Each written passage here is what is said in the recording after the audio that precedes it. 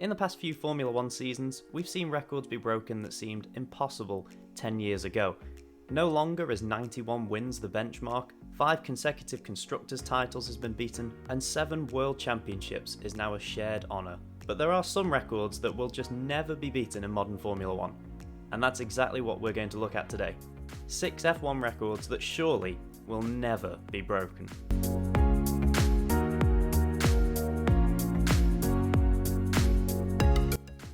It's a rare occasion in Formula 1 where we see half points given out to finishing drivers, and so it would be a fair assumption to think that half a point for 10th place finish in a shortened modern F1 race would be as low as it could possibly go. But that is not the case. A single point for the fastest lap was reintroduced into Formula 1 in 2019.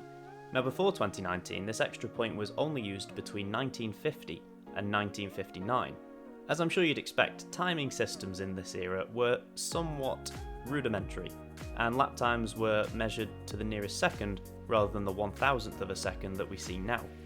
So the 1954 British Grand Prix at Silverstone saw 7 drivers share a fastest lap of 1 minute and 50 seconds, and this single point for the fastest lap was then split between them, each scoring 1/7 of a point.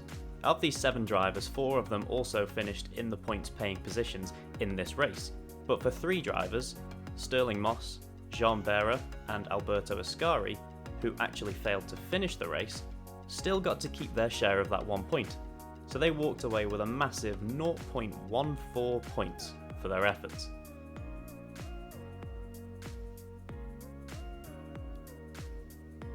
While we're used to modern day Formula 1 campaigns starting in March, up until the 1980s it was normal for the season to begin as early as January. So back in 1965 and 1968, the season opening South African Grand Prix was held on the very first day of the year. Oddly enough though, in both of these seasons, the following World Championship event was not held until over 4 months later.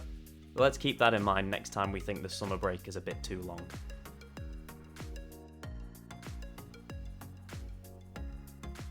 Again, we're going back in time for this one, and another quite remarkable record. This is the 1971 Italian Grand Prix, which saw the closest finish between the top 5 drivers in Formula 1 history. And if this record was beaten in modern day Formula 1, F1 Twitter would collapse in on itself. Coming towards the finish line on the 55th and final lap, it was anyone's guess as to who would actually take the checkered flag first.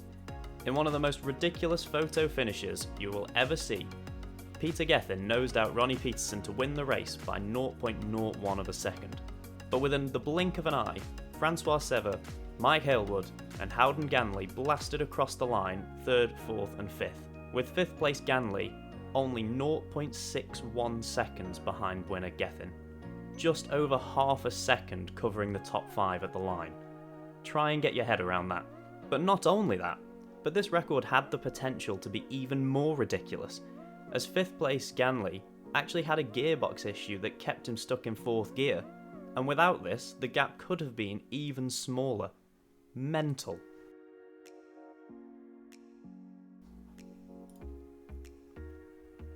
Now we go to one of the most popular races in Formula 1 history, the 2011 Canadian Grand Prix.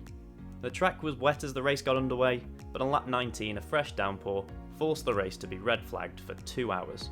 Now under F1 rules, at the time, the clock kept ticking, so that when the race finally resumed and had more slowdowns with multiple safety cars, the full 70 lap distance had taken just over 4 hours.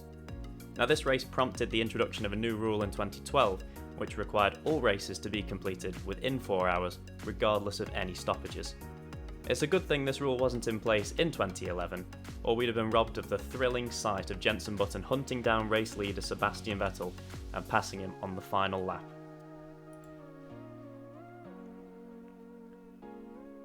I'm sure we all remember the thrilling 2016 season where Nico Rosberg finally got the better of Lewis Hamilton to claim his one and only title before he ran off into the sunset. But the season in which his father Keke won the title wasn't quite as spellbinding. In a season of 16 races where no driver won more than 2, Keke managed to seal the title, winning only the Swiss Grand Prix, which was the 14th race that year. Rosberg was 16 points behind championship leader Didier Pironi heading into the 12th race of the season in Germany, which doesn't sound much by today's standards, but this is when the points per race looked like this. Unfortunately, a massive accident saw Pironi shatter both his legs and would never be able to race in Formula 1 again. This left the consistent Keke and the somewhat reliable for the 1980s Williams Ford to take the championship, winning just the one race. Now this is actually a shared record. Keke shares this record with Mike Hawthorne, who won the 1958 world title with a single win and 5 second places. However, this was also a season that only consisted of 10 events. Given modern Formula 1 standards of domination and one team tending to run away with the title a lot of the time, I really can't see how a champion could go an entire season without winning a race, so surely this record will never be beaten.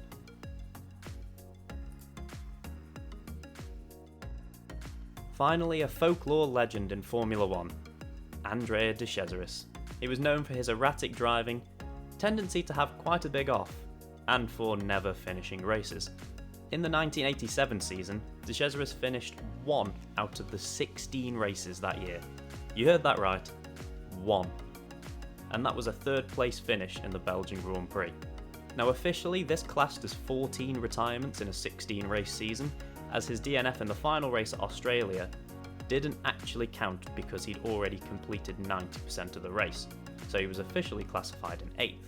While this record of most DNFs in a season is crazy enough on its own, De Cesaris finished his Formula 1 career with 208 starts and 135 DNFs. So there are 6 F1 records that will surely never be broken. Let me know in the comments below any crazy records that you think will never be beaten in Formula 1. Like and subscribe if you're new, have a great day, and I'll see you next time.